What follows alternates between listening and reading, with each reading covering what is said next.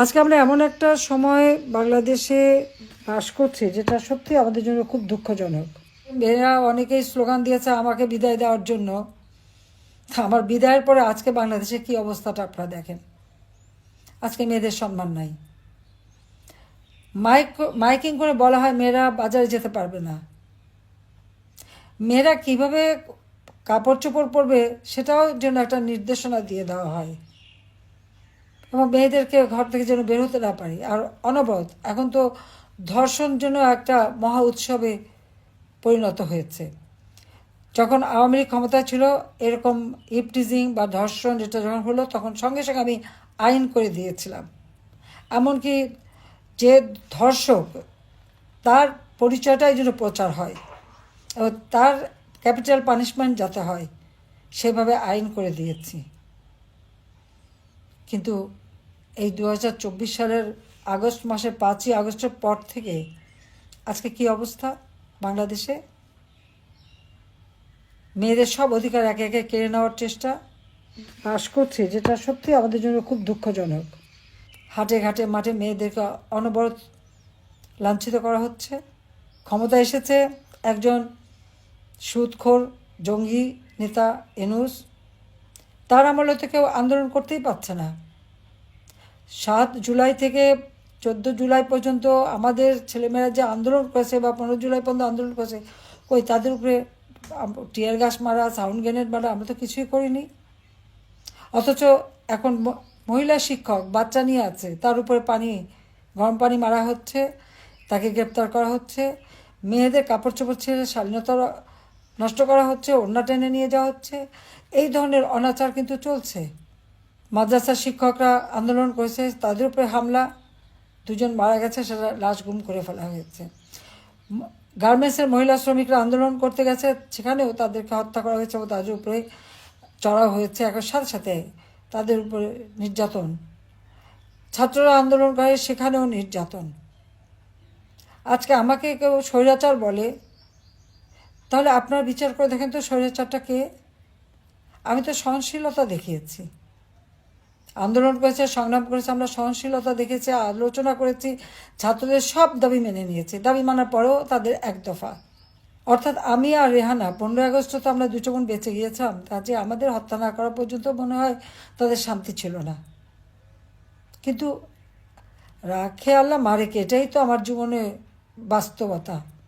Grenade হামলা, গুলি, বোমা, অনেক কিছুই তো বাংলাদেশের মাটিতে ফিরে আসার পর থেকে, সে 81 সালে আসার পর থেকেই তো আমাকে এর মুখোমুখি হতে হয়েছে।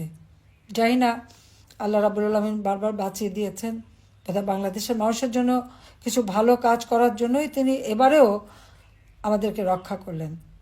কিন্তু আমি যেখানেই থাকি, যত দূরেই থাকি, আমার মনটা বাংলাদেশেই আছে। আর আমাদের নারী সমাজ আজকে যেভাবে নির্যাতিত নিগৃহীত হচ্ছে, আমি তার নিন্দা জানাই।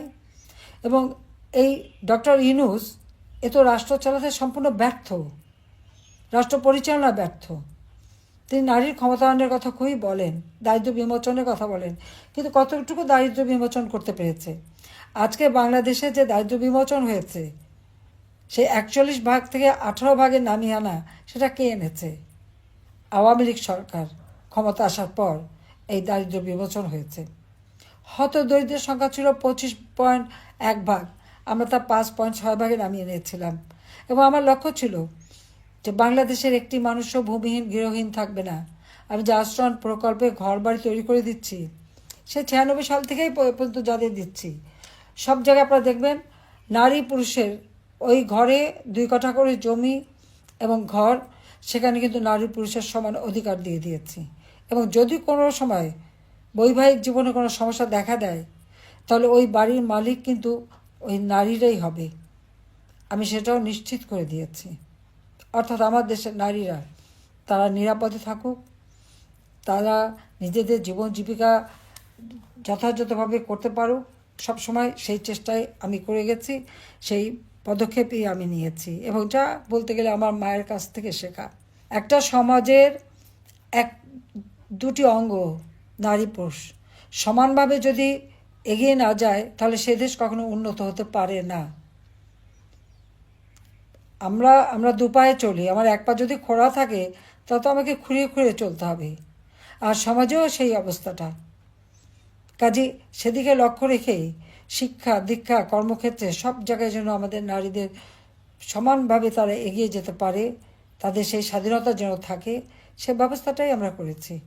কমিউনিটি ক্লিনিকে সেখানে কিন্তু সবথেকে বেশি মেয়েরা চাকরি পায়। এখন দেখলাম তাদের বেতন ভাতা সব বন্ধ করে দিয়েছে। কেন বন্ধ করবে? যেখান থেকে সাধারণ, বিশেষ করে আমার মেয়েরাই তো বেশি লাভবান, তাদের তো আর কারো মুখাপেক্ষি হয়ে থাকতে নাই, হেঁটে যেয়ে তারা চিকিৎসা নিতে পারে, সেই সুযোগটাও এরা এই ইউনিট সরকার এসে বন্ধ করে দিতে চাচ্ছে। যে কাজটাই করি সেটাই ধ্বংস করতে হবে, দেশটাকেই ধ্বংসের দিকে নিয়ে যাচ্ছে। কাজে আমি আমার বন্ধুদের বলবো এই নারী দিবসের সকলের কণ্ঠ সোচ্চার করতে, যে আপনারা সোচ্চার হন এবং রুখে দাঁড়ান। এই অন্যায় অবিচারের হাত থেকে দেশকে মুক্ত করতে হবে, যা থেকে মুক্ত করতে হবে। যে লোকটা শুধু ক্ষুদ্র ঋণ দিয়ে মোটা অঙ্কের সুদ খেতে জানে, মেয়েরা কাজ করবে আর সেই টাকাটা সে সুদ হিসেবে কেড়ে নেবে, আর সেই সুদের টাকা দিয়ে তার বিলাসিতা, দেশে বিদেশে সম্পদ, পৃথিবীর এমন কোনো দেশ নাই যেখানে তার সম্পদ না আছে। আর শুধু দেশে তার সম্পদ অগাধ সম্পদ, আর দরিদ্রই থেকে যায়। আর এদের কাজটা কি? এরা দারিদ্র্যকে লালন পালন করে, কারণ দারিদ্র্য না থাকলে তাদের ক্ষুদ্র ঋণের ব্যবসা চলবে না, মোটা অঙ্কের সুদ খেতে পারবে না। আর আমার প্রচেষ্টা ছিল আমার দেশের মানুষ এবং মা বোনেরা মুখাপেক্ষি হবে না, নিজেরা কাজ করবে, নিজেরা উপার্জন করবে, নিজের জীবন মান উন্নত করবে, এবং সেভাবে কিন্তু দেশটা উন্নত আমরা করেছিলাম। বাংলাদেশ বিশ্বে একটা উন্নয়নের রোল মডেল হিসেবেই কিন্তু প্রতিষ্ঠিত হয়েছিল। আজকে সমস্ত অর্জনগুলি একে একে ধ্বংস করে দিচ্ছে। বাংলাদেশ এখন ধ্বংসের কিনারে। জঙ্গি যত সন্ত্রাসী, তাদেরকে জেলখানা থেকে মুক্ত করা হয়েছে। আর আমাদের আওয়ামী লীগ নেতাকর্মী, সাংবাদিক, সংখ্যালঘু সম্প্রদায়, ডাক্তার, কেউ বাদ যাচ্ছে না, পেশাজীবী, তাদেরকে গ্রেপ্তার করে বন্দি, হত্যা করে, একদিকে হত্যা করছে, একদিকে মামলা দিচ্ছে, একদিকে বন্দি করছে। এমনকি আমাদের নারী সাংবাদিক, তারাও তো রেহাই পাচ্ছে না, তাদেরকেও গ্রেপ্তার করা, তাদের বিরুদ্ধে মামলা। চাকরি ক্ষেত্রে যেখানেই আমাদের সরকারি বা স্বায়ত্তশাসিত প্রত্যেক প্রতিষ্ঠান থেকে, এবং পুলিশ বাহিনী, এমনকি সেনাবাহিনীর অবসরপ্রাপ্ত অফিসার হোক আর যে হোক, প্রত্যেকে চরমভাবে অপমান করা হচ্ছে। তাদের বিরুদ্ধে মামলা দেওয়া হচ্ছে, মিথ্যা মামলা, তাদের কারো পাসপোর্ট বাতিল করা হচ্ছে, নানাভাবে মানুষকে হয়রানি করছে। এভাবে যদি সব ক্ষেত্রে হয়রানি করে, তাহলে একটা রাষ্ট্র পরিচালনা করবে কিভাবে? শুধু নিজেরা বসে বসে ক্ষমতার ভাগরুটি খেলেই চলবে? একজনের তো ইতিমধ্যে আঙুর ফুলে কলা গাছ হয়ে গেছে। কাজে এই অবস্থায় একটা দেশ চলতে পারে না। কাজে আমাদের আজকে বোনেরাও নারী সমাজকেও রুখে দাঁড়াতে হবে এবং সকলকে সাথে এগিয়ে যেতে হবে, যাতে করে এই বাংলাদেশটা, আমরা এই দেশের যে স্বাধীনতা অর্জন করেছি, আমাদের স্বাধীনতা সংগ্রামে নারী পুরুষ নির্বিশেষে সবাই কাঁধে কাঁধ মিলিয়ে কিন্তু রণক্ষেত্র থেকে শুরু করে সব জায়গায় সমানভাবে কাজ করে গেছে। কাজে এই দেশ আমরা লাখো শহীদের রক্তের বিনিময়ে অর্জন করেছি। জাতির পিতা বঙ্গবন্ধু শেখ মুজিব আমাদের স্বাধীনতা দিয়ে গেছেন।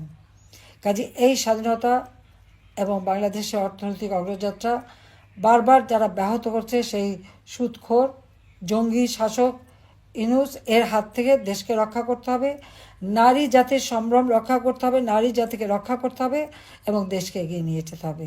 সবাই ভালো থাকেন, সুস্থ থাকেন এবং রমজান মোবারকবাদ জানাচ্ছি, আগাম ঈদের শুভেচ্ছা জানাচ্ছি। সবাইকে আমার আন্তরিক ধন্যবাদ। জয় বাংলা, জয় বঙ্গবন্ধু, বাংলাদেশ চিরজীবী হোক।